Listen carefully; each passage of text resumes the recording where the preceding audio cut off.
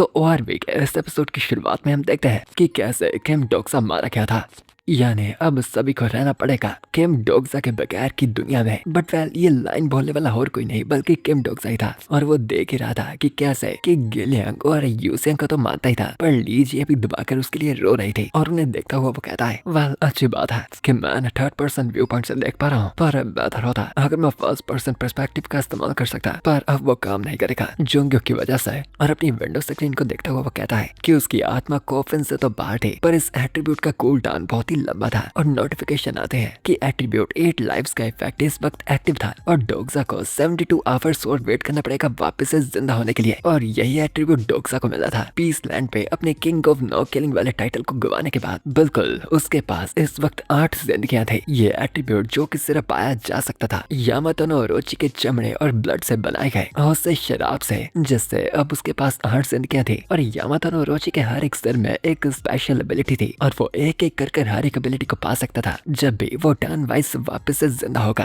और पहली बार मरने के बाद था उससे जो स्पेशल एबिलिटी मिली थी वो थी पॉपुलैरिटी, जो इतनी बुरी भी नहीं लग रही थी। बट वेल यहाँ पर प्रॉब्लम ये थी कि इस पूरा ही एट्रीब्यूट का एक लंबा कूल डाउन था और अभी डोक्सा को पूरा एक दिन और वेट करना था। और नेक्स्ट सिनेरियो भी जल्दी शुरू होने वाला था कि तभी पीछे खड़ा एक आदमी चिल्लाता है, ओह अगली किंग, जो सुनता ही डोक्सा को गुस्सा आ जाता है और वो कहता है, ये सब कुछ उन हराम को डोका भी इसका कसूर है, पक्का इसके पीछे भी यंग होगा। और फिर डोक्सा देखता है कि गोंग पिल्डू तक भी निराश था और ह्यूनसुक तो रोने लगा था, जिससे डोक्सा भी कहता है, नहीं मुझे अपने पर्सपेक्टिव को चेंज कर लेना चाहिए, अगर मैंने ऐसे देखता रहा तो मुझे वापस जिंदा होने का भी बुरा लगेगा। और फिर वो वापस थर्ड पर्सन पर्सपेक्टिव में आता है और देखता है यो जुंगो के पीओवी को और उसने जाकर यो सांगा को छुड़वा लिया था। और यो सांगा उठते ही सबसे पहले पूछती है कि आखिर डोक्सा कहाँ पर था, जिसपे जुंगुक बताता है किम डोक्सा मारा गया है पर वो वापस जिंदा हो जाएगा। और पहले तो यो सांगा सदमे में जाने वाली थी, पर शुक्र है यो जुंगुक ने जल्दी ही बात पलटी। और डोक्सा भी देखता कह रहा था कि सच में उसने सांगा को किस हरामी के साथ छोड़ दिया। और सांगा भी पूछती है क्या कि डोक्सा वापस कैसे आएगा, जिसपे यो जुंगुक बताता है, मैं नहीं जानता पर एक बात पक्की है, वो इस तरह से मरने वाला नहीं है, नहीं उसे वापस आना ही होगा। और वो बातें तो काफी इमोशनल कह रहा था, पर डोक्सा का ध्यान था उसके कसे गए मुक्के की ओर, जिनमें से अगर नसें तक बाहर नहीं उबलती तो उससे भी ये बात थोड़ी इमोशनल लगती। और फिर जुंगुक पूछता है कि आखिर डोक्सा की फैमिली कहाँ है, जिसपे सांगा समझ जाती है वो उसकी मदर की बात कर रहा था। जो सुनता ही डोक्सा कहता है, ये हरामखोर ये उससे ज्यादा कर रहा है जितना मैंने से कहा था, मैंने इस हरामी को सिर्फ सांगा को बचाने के लिए कहा था। और तभी नोटिफिकेशन आता है कि उसकी मेंटल एनर्जी काफी जल्दी खींची जा रही थी और ओआरपी लेवल 3 जल्दी डीएक्टिवेट हो रहा था। और यो सांगा वैसे ही आगे की बातें यो जुंगो को बता तो रही थी कि उसकी मदद कहाँ पर है, पर डोक्सा उन बातों को सुन तक नहीं पाता और वापस से एक अलग ही जगह पर जाने लगता है, ये सोचता हुआ मेरी मेंटल एनर्जी बहुत ही धीरे रिकवर हो रही है, ये नेचुरल होगा, पर जितनी देर तक तुम बॉडी से दूर रहते हो उतना ही ज्यादा दिमाग तुम्हारा थकने लगता है, यही तो वो वजह है, ज्यादा कर भड़कती आत्माएं पागल हो जाती है। पर उसे अब एक ख्याल भी सता रहा था कि क्या निर्वाणा ने उसकी माँ को मार दिया था, पर ना उसे इस बात पर यकीन ही नहीं था क्योंकि वो उसकी माँ थी जो ऐसे ही नहीं मरेगी। और साथ ही में निर्वाणा इतनी जल्दी ही किसी को टॉर्चर कर नहीं मारता था। और साथ ही अब उसे वो शब्द भी याद आते हैं जो निर्वाणा ने उसे बताए थे कि उसे उसकी माँ का राज पता है, जो उन्होंने डोक्सा तक से भी छुपा कर रखा है, जिसपे वो भी कहता है कि वो जान तो नहीं सकता कि वो राज क्या है, पर शायद वो जानना भी नहीं चाहता। कि तभी उसके सामने नोटिफिकेशन पॉपअप होता है कि कॉन्स्टलेशन मास्टर ऑफ एबिडोस डोक्सा की आत्मा को बुला रहे थे। जो देखता डोक्सा सोचता है, हाँ याद किया जाए तो एबिडोस कैपिटल सिटी थे एंशिएंट इजिप्ट में। और फिर से नोटिफिकेशन आता है कि नेबुला पापियस डोक्सा को स्टोरी ऑफ रिजरेक्शन देना चाहता था। और तभी फिर से एक और कि कॉन्स्टलेशन स्क्राइब ऑफ हेवन डोक्सा की आत्मा को बुला रहा था। फिर आता है कि नेबुला एडन डोक्सा को मसीहा के पाथ पर लीड करना चाहता था। और फिर constellation god of alcohol and ecstasy Doxa को अपना लेसर कॉन्स्टलेशन बनाना चाहता था। और नेबुला ओलंपस भी डोक्सा से मिलना चाहता था। मास्टर ऑफ दिसंबर 25 भी उसे बुला रहा था और एक एक कर न जाने कितने सारे कॉन्स्टलेशंस उसे बुलाना चाहते थे और या तो उसे किसी तरह से अपने लिए इनवाइट करना चाहते थे। जो देखता डोक्सा सोचता है कि जितने भी कॉन्स्टलेशन उसे बुला रहे थे उन सभी का किसी तरह से रिश्ता था रेजरेक्शन से, यानी वापस जिंदा होने की ताकत, जिसका यहाँ पर मतलब था कि वो डोक्सा के जरिए अपनी मिथ को फिर से और भी ज्यादा फैलाना चाहते थे। और सभी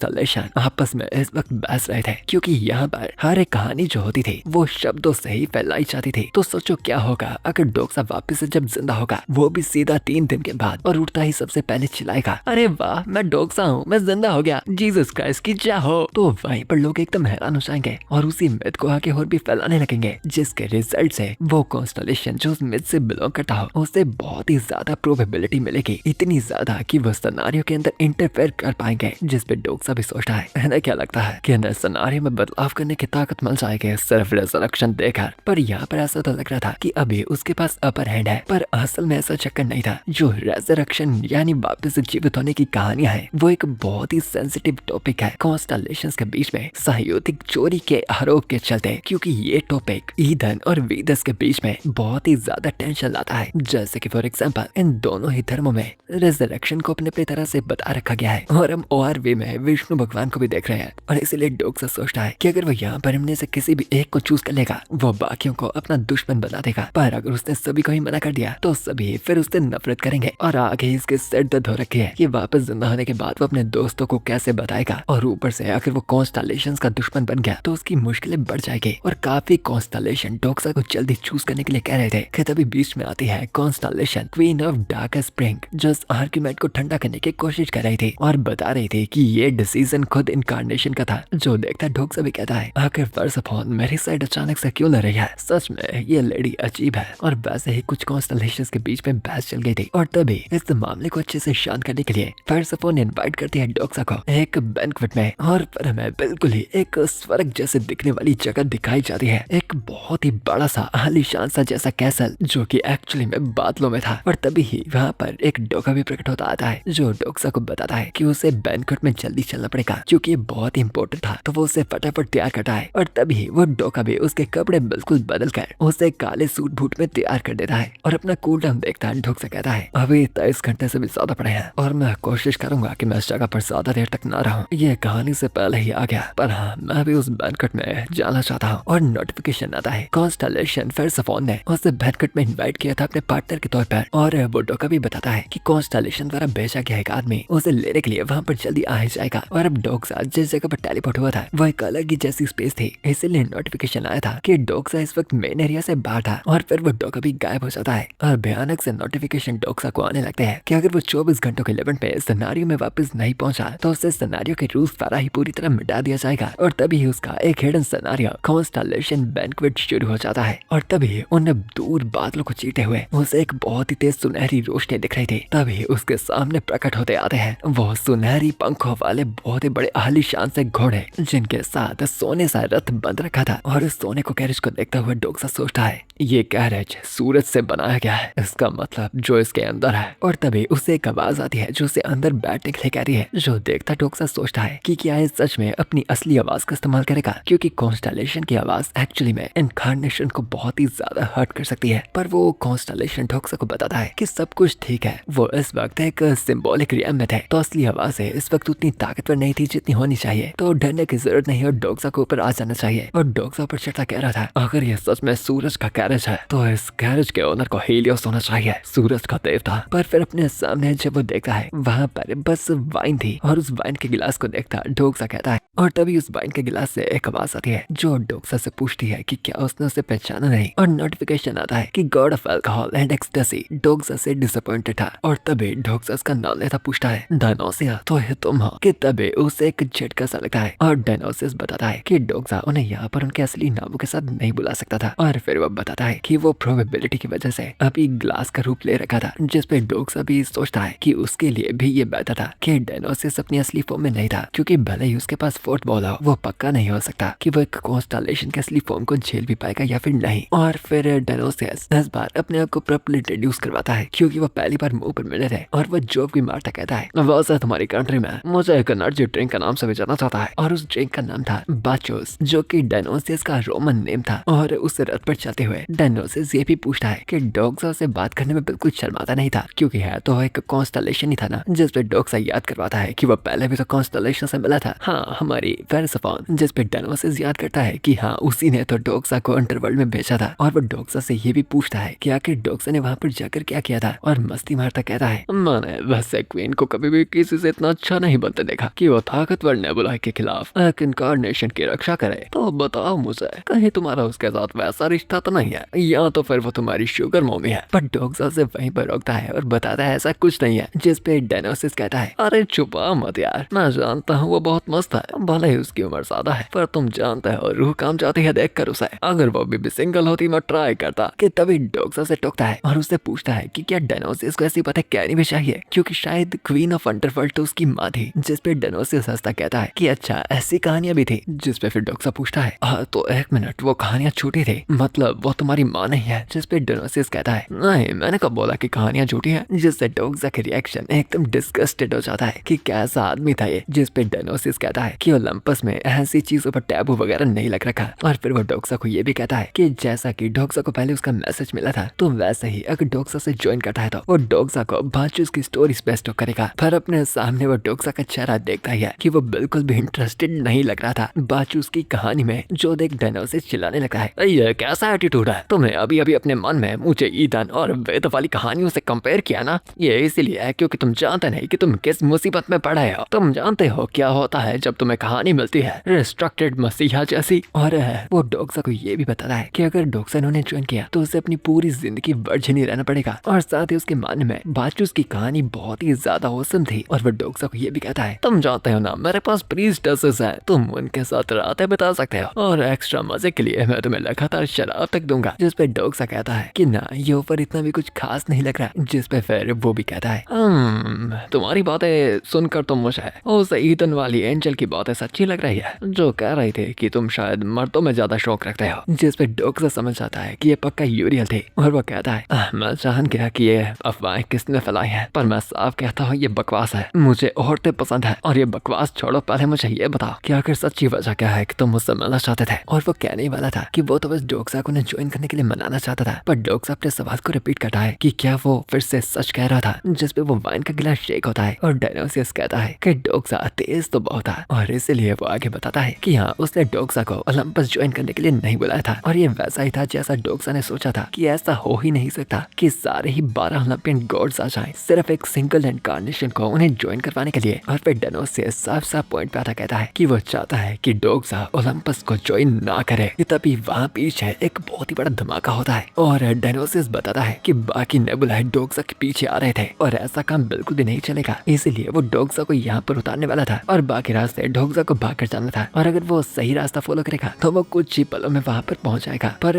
वो लोग थे इस वक्त हवा में। पर डायनोसिस डोक्सा को मना रहा था कि वो तब तक उन्हें रोकने की कोशिश करता है। और जब डोक्सा बैंक्वेट के अंदर चला जाएगा कोई भी नेबुला उसके साथ पंगे नहीं ले पाएगा। पर उसे उतारने से पहले वो डोक्सा को बुलाता, उसे एक बात हमेशा याद रखने के लिए कहता है कि डोक्सा को किसी पर भी यकीन नहीं रखना। जिससे एक बार डोक्सा को ये भी लगता है कि क्या इस बात में डायनोसिस अपने आप को भी शामिल करता था। और डोक्सा उन बादलों में फटाफट भागने लगता है और पीछे उसके लगातार धमाके हो रहे थे। और शायद डायनोसिस भाग के नेबुला को रोक रहा था। और फिर भागते भागते आखिरकार वो उस बैंक्वेट वाली जगह पर पहुंच गया था। वही बड़ा सा कैसल जो हमने पहले देखा था। और बाहरी दरवाजे पर एक गार्ड सा डोका भी मौजूद था। और डोक्सा उसे जाकर बताता है कि वो इस बैंक्वेट को ज्वाइन करने के लिए आया था। पर वो डोका भी कहता है कि उसे नहीं बताया गया कि कोई भी इनकार्नेशन इस बैंक्वेट को ज्वाइन करने के लिए अकेला आएगा, क्योंकि साथ में एक कॉन्स्टलेशन तो होना चाहिए जिसने उसे इनवाइट किया है। जिस पे डोक्सा भी कहता है कि शायद वो कैरेज उसका पास था अंदर जाने का। कि तभी अंदर से एक गहरी आवाज आती है जो बताती है उसे अंदर आने दो, वो मेरे साथ है। और तभी अंदर का दरवाजा खुल जाता है और वहाँ से एक फिगर बाहर निकलती है। वो फिगर जिसे कोई ना पहचानता हो ही नहीं सकता। वो शरारती चेहरा, सफेद बालों से फैल रखा, पर उनमें फिर भी वो गोल्डन से ग्लिटर यानी चमक। वो सबसे छोटी जेल का कैद है जिसे स्वर्ग से पंगे लेने के लिए वहाँ पर कैद किया गया था। वो नजरें जो हर एक चीज के पार्ट देख सकती है और सब सच जान सकती है। वो ग्रेट सेज हीरावन मंकी किंग ही था। और डोक्सा जो कि खुद से उसका बहुत बड़ा फैन था, भागा भागा एकदम इम्प्रेस तो उसके पास जा रहा था। और मंकी किंग भी उसे देखता मुस्कुरा रहा था। पर जब डोक्सा उसके प्रेजेंस के पास पहुंचता है अचानक ही उसे लगता है जैसे वो किसी अलग ही जगह पर आ चुका था। हर जगह अचानक से भारी हो जाती है। न जाने कितनी भयंकर देखने वाली नजरें उसे हर तरफ से घूरने लगती देखती है और वो नजरें हर जगह से आ रही थी और वो नजरें और किसी की नहीं बल्कि बाकी सारे कॉन्स्टलेशंस की थी जो बातें कर रहे थे कि आखिर ये कौन है और आखिर ये किसका इनकारनेशन है। और डोक्सा समझ आता है कि ये बैंक्वेट में मौजूद सभी कॉन्स्टलेशंस थे और उसे लगा था कि वो फाइनली उनकी आवाज सुन पाया था तो ठीक होगा, पर बिना फोर्थ वॉल के वो तब चल भी नहीं पा रहा था अगर वो उसकी तरफ देख रहे थे तो। और तब डोक्सा को ये बात हिट हुई कि इस बैंक्वेट हॉल में वो लोथाई की व्यक्ति था जो एक कॉन्स्टलेशन नहीं था। कि तभी वहाँ पर एक हाथ आता है ये बता था कि ये बंदा गलती से यहाँ पर आ गया और तभी डोक्सा को उठाकर उन कॉन्स्टलेशन के प्रेजेंस से दूर ले जाता है। और फिर दूर आने के बाद डोक्सा चैन की सांस लेता अपने सामने देखता है तो बियांग उससे थोड़ा गुस्से में पूछता है कि डोक्सा यहाँ पर अकेला क्यों आया। और हम देखते भी हैं कि बियांग को स्पेशल अटायर में था, शायद उसका प्रमोशन हो गया है फिर से। और फिर वो चिढ़ा हुआ कहता है कि क्वीन ने पहले ही तो बताया था कि वो डोक्सा को लेने के लिए किसी को भेजेगी, तो आखिर वो व्यक्ति डोक्सा के साथ क्यों नहीं आया। जिस पे डोक्सा बताता है कि वेल कुछ चीजें हुई तो है, पर बियांग उसे समझाता है कि ये बात काफी सीरियस है और ये सिनेरियो का एरिया नहीं है और एक भी गलत कदम से कुछ चीजें डोक्सा के लिए उसका अंत बन सकती है। जिस पर डोक्सा बताता है कि हाँ वो जानता है कि ये जगह उन जीवों से बन रखी है जो इंसानों को सिर्फ अपनी नजरों से ही मार सकते हैं। और डोक्सा की आंखों में सीरियसनेस को देखकर बियांग इस बात को जाने देता है और डोक्सा को बताता है कि वो उसे वेटिंग रूम में लेकर जाएगा और वो वहाँ पर जाकर रेस्ट कर सकता था।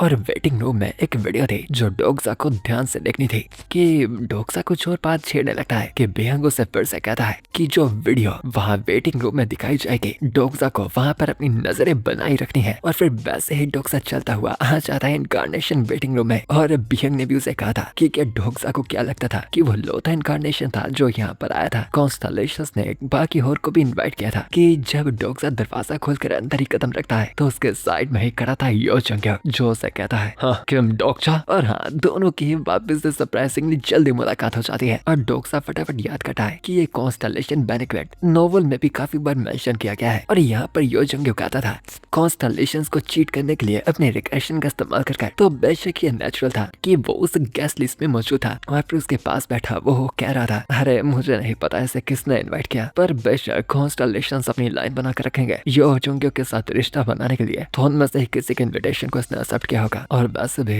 ये काफी कंट्रीज द्वारा साथ में चला जा रहा है। और फिर डॉग्स अपनी नजर घुमाकर देखता है कि सियोल डोम से तो वो दोनों ही मौजूद थे और वाशिंगटन डोम से भी कुछ लोग आ रखे थे, मॉस्को डोम से भी कुछ लोग आ रखे थे, न्यू दिल्ली डोम से भी कुछ लोग आ रखे थे। ये न्यू दिल्ली, जिससे वो सोचता है कि ये प्रेजेंटेशन शायद उन्हीं डोम्स पर दी जा रही है जिन्होंने फिलहाल में काफी तरक्की की थी।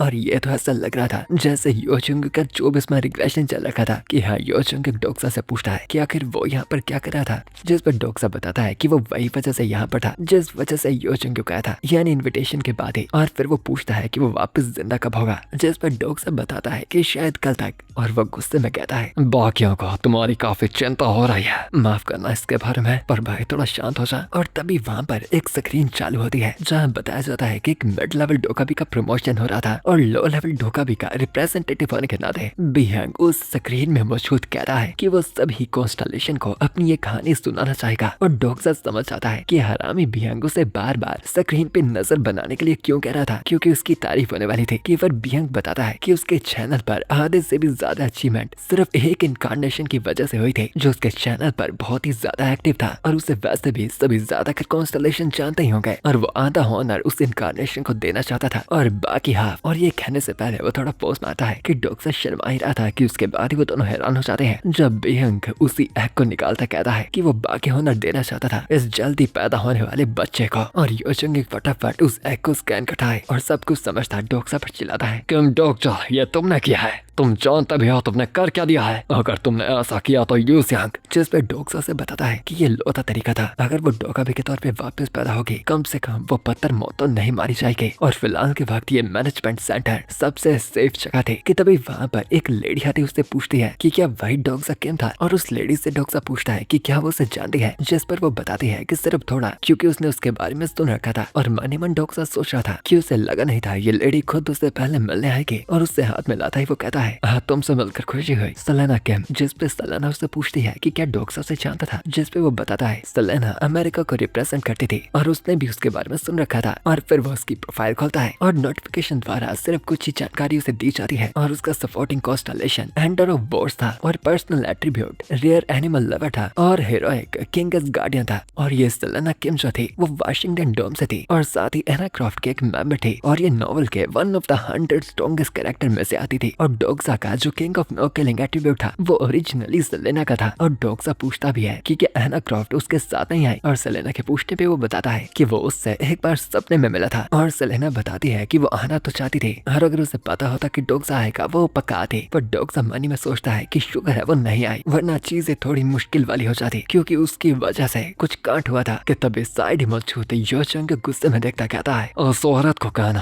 अपना ध्यान रखा है और अपना सर संभाल कर रखा है। जिसे देखती है भी सोचती है कि जंग बिल्कुल वैसा था जैसा एना ने बताया था। और डोग्सा द्वारा हम जानते हैं कि पिछले रिग्रेशन में जंग को एना द्वारा धोखा मिला था और अभी वाली एना ने पक्का अपनी एबिलिटी का इस्तेमाल करके देख लिया होगा कि उसने पिछले रिग्रेशन के जंग के साथ क्या किया था और वो उससे नाराज होगा, इसलिए वो नहीं आई। सच में एना की एबिलिटी काफी अच्छी और मस्त है, मैं सच में उसे देखना चाहता हूँ जल्दी। और डोग्सा समझ जाता है कि शायद इसीलिए वो आई नहीं। कि तभी वहाँ पर एक लड़की आती कहती है कि ये कोरिया साइड से आया बदसूरत सा लड़का कौन था और क्या वो साउथ कोरिया का रिप्रेजेंटेटिव था, और वो लड़की का नाम था आयरिस। जिसे सेलेना कहती है कि उसे किसी को उनकी लुक से जज नहीं करना चाहिए, पर आयरिस प्राउडली बताती है कि जो बदसूरत था वो उसे बदसूरत ही कहेगी, क्योंकि मॉस्को में सच को इज्जत दी जाती है। कि चिड़ा हुआ डोग्सा से पूछता है, तो अब आखिर तुम कौन हो? जिस पे आयरिस चिड़ी कहती है कि डोग्सा उसे नहीं जानता, पर डोग्सा असल में उसे जानता था। वो रशिया के रिप्रेजेंटेटिव थे, पर वो नहीं चाहता था कि वो ये जान पाए कि वो उसे जानता है। और ये लड़की नॉवल की उन कैरेक्टर्स में से एक आती है जिन्हें डोग्सा नफरत करता था। और आयरिस एकदम प्राउडली कहने लगती है, तुम नहीं जानते कि मैं कौन हूँ? मैं आयरिस ब्लडी मिर्नोवा रेबिजोवा हूँ। पर डोग्सा टाइटल को सुनकर कहता है, इतना बड़ा टाइटल, पर मुझे पता हो कि मुझे तुम्हें क्यों जानना चाहिए। कि सेलेना फिर बताती है कि वो उसे इंट्रोड्यूस करती है और वही बातें बताती है, और साथ ही ये भी कहती है कि उसे रशिया में रेड स्क्वायर की वॉर गॉड भी कहा जाता है। जिन तारीफों से एकदम इम्प्रेस हो वो बताती है कि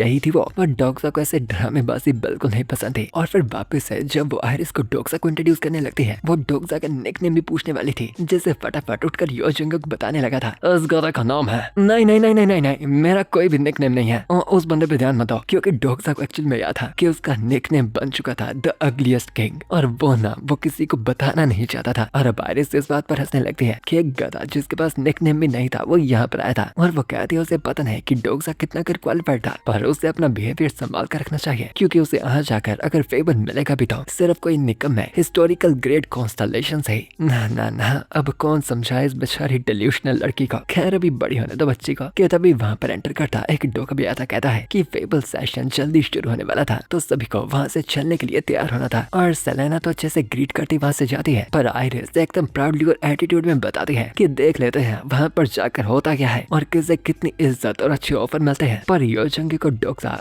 उसकी बात पर ज्यादा गौर नहीं करते। और फिर चलते चलते वो टोका भी बताता है कि उन्होंने टेम्पररी बेनिकेट हॉल के फर्स्ट फ्लोर में जगह को बुक किया था, और साथ ही साथ फर्स्ट फ्लोर के ऊपर सिर्फ हिस्टोरिकल ग्रेड के कॉन्स्टलेशन ही मौजूद है। और फिर वो सभी लोग अंदर आकर देखते हैं कि वहाँ पर हर जगह पर अलग अलग तरह के हथियार हवा में उड़ रहे थे, जैसे वो आपस में बातें कर रहे हो। और तभी एक आवाज सेलेना को कहती है कि वो उसकी परफॉर्मेंस को कब से देख रहा था और वो उससे और उम्मीद रखते हैं। और फिर कुछ आवाजें आकर आयरिस को भी कहती है कि वो काफी भोली भाली दिखती है और प्यारी दिखती है, और बिल्कुल वैसी ही जैसी वो स्क्रीन पर थी। जिस बात से फिर वो डोग्सा की तरफ मुड़कर देखती है, जो लोग साफ जाहिर करते थे कि तुमने ये देखा। और फिर जब एंटर करता हुआ डोग्सा आता है और उसकी तस्वीरों को स्क्रीन पर दिखाया जाता है, वो पूरा ही अरीना एकदम शांत हो चुका था। और जो देखता डोग्सा भी कंफ्यूज हुआ कहता है कि आखिर ये पूरी ही जगह इतनी शांत कैसे हो गई। और उसे देखती हुई आयरिस एकदम हंसने लगती है। कि तभी एक आवाज कहती है कि ये तो कोरियन पेनिसुला का किम डोग्सा था। और फिर काफी सारी आवाजें जैपनीज, कोरियन, इंग्लिश और बाकी नेशंस के मिक्सड कॉन्स्टलेशन उसका नाम पुकारने लगते हैं कि क्या ये किम डोग्सा था। ये किम डोगेसा था, किंग ऑफ ए किंगलेस वर्ल्ड, जो असाधारण के भी खिलाफ चाहता था। और अब बहुत ही सारे कॉन्स्टलेशन मिक्स होकर कहने लगते हैं कि क्या डोग्सा को वो याद है बार जनरल ऑफ जस्टिस, वही पीसलैंड का छोटा कॉन्स्टलेशन। और कुछ ये भी कहते हैं कि मैंने तुम्हें स्पॉन्सर किया था, यहाँ पर भी आओ। और वहाँ पर अब डोग्सा का एकदम रोला मच जाता है कि किम डोग्सा सच में आ चुका था, पर ये तो एक्चुअली मुझसे बेहतर दिखता था जितना उन्होंने सुना था। और कुछ आवाजें भी चिल्लाती कहती है कि तुम एकदम हैंडसम दिखते हो किम डोग्सा। और अब बेचारी आयरिस का क्या ही रिएक्शन था। और हाँ, वेल उसके बाद यो जंगुक भी आता है और उसकी भी वैसी ही तारीफें होती हैं और उसे भी वैसे ऑफर आते हैं, जैसे डोग्सा भी कहता है कि इतना तो उसे पता ही था कि यो जंगुक की भी तारीफें होंगी। और फिर तभी आयरिस एकदम भोले भाले रूप में आती है डोग्सा के सामने। कि तभी डोग्सा उसे कहता है कि अगर वो बचकर रहना चाहती है तो उसे कभी भी रैशली एक्ट नहीं करना चाहिए। और तभी वहाँ पर स्क्रीन में दिखाई जाती है आयरिस की वो फुटेज जब वो बहुत ही बड़ी बड़ी बातें कर रही थी, जो चीज देखकर उसे खुद पर ही शर्म आ जाती है। और वो कहने लगती है कि क्या ये हर एक चीज यहाँ पर फिल्म हो रही थी और बेशक डोक्सा ये जानता था कि ये वो जगह थी जहाँ पर ह्यूमन ट्रेजेडीज कॉन्स्टलेशंस के लिए डायनर बनती थी और भले ही यहाँ पर काफी कॉन्स्टलेशन ने उसे चेयर किया था, पर सभी के सभी यहाँ पर असली दुश्मन थे जिनसे एक दिन उसे लड़ना था। और फिर ऊपर नजर घुमाता हुआ कहता है, फर्स्ट फ्लोर पे सब हिस्टोरिकल ग्रेड है और सेकंड फ्लोर पे फेबल ग्रेड, और मुझे यहाँ पर एकदम करेक्ट डिसीजन बनाना है। जैसा डायोसिस ने कहा था, किसी पर भी यकीन मत करना, इसकी भी कोई वजह होगी। और फिलहाल के वक्त मुझे चलकर एक टारगेट को ढूंढना चाहिए, उस टारगेट को जिसका मैं इस्तेमाल कर पाऊँ। कि तभी उसे वहाँ पर आवाज आती है बार्ड जनरल ऑफ जस्टिस की, और एक और दूसरा, और वो कॉन्स्टलेशन पे उससे बातें करने लगते हैं कि वो उसे एक बार देखना चाहते थे, किसे पता था वो ऐसे मिलेंगे। और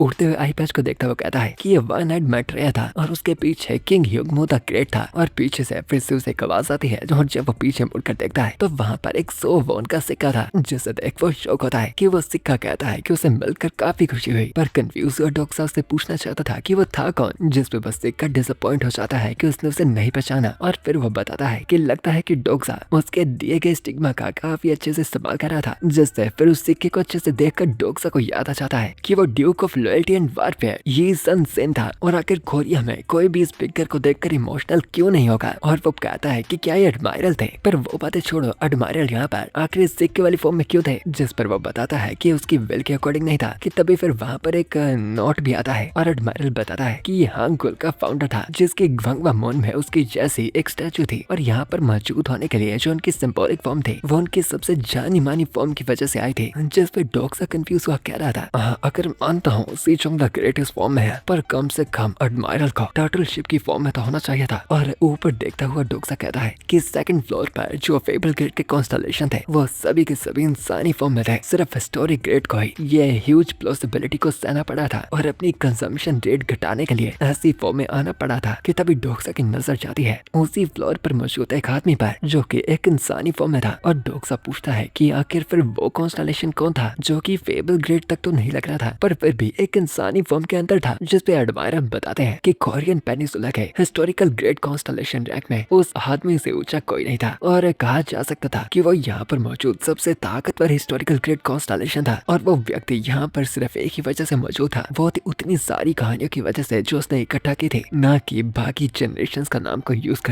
और एडमायरल डोक्सा से पूछता है कि क्या डोक्सा ने गोरियो की फाइनेस्ट वोट के बारे में सुन रखा है। और डोक्सा कुछ सोचने वाला था कि तभी वहाँ पर वही कुछ 2 जजेस आते हैं, जो कि वर्सफॉन ने भेजे थे डोक्सा को लेने के लिए। और वो डोक्सा को आकर बताते हैं कि क्वीन उसको बुला रही थी। और एडमायरल कहता है कि डोक्सा की पॉपुलैरिटी सच में कमाल की थी, कि सेकंड फ्लोर वाले भी उसे चाहेंगे। और फिर डोक्सा योचंग की तरफ मुड़कर देखता है तो हाँ, वो ऑलरेडी सेकंड फ्लोर की तरफ जाना शुरू हो गया था। और फिर एडमायरल को भय करने के बाद वो सीढ़ियों पर चलने लगता है और वो उसी आदमी को गुजरने ही वाला था कि तभी वो आदमी डोक्सा की तरफ मुड़कर उसे कहता है, तो अंत में तुम भी निकम्मा ही थे, सेकंड फ्लोर के उन हरामजादों के आगे घुटने टेकना। कि तभी वो गार्ड्स उसकी बातों को सुन लेते हैं और उससे पूछते हैं कि आखिर उसका उस बात से क्या मतलब था, क्या वो यहाँ पर मरना चाहता था। जिस पे गोरियो द फाइनेस्ट वोट कहता है, क्या तुम मेरी ओर आना चाहते हो, हिम्मत है तो कदम उठा। और जब अपनी तलवार को पकड़ता वो खड़ा होता है तो उसकी हाइट डोक्सा से बहुत ज्यादा बड़ी थी, लाइक एक छोटे जाइंट की तरह। और वो जजेस को ये भी कहता है कि भले ही जजेस फेबल ग्रेड के पास के माने जाते हैं, वो आज आकर पैरासाइट्स हैं जो फेबल से थोड़ी तरह से जुड़ रखे हैं। जिस पे डोक्सा भी सोच रहा था कि हाँ, सच में जजेस भी फेबल ग्रेड के थे, पर उनका ये स्टेटस मेंटेन हो रखा था सिर्फ पर्सेफोन के फेबल की वजह से।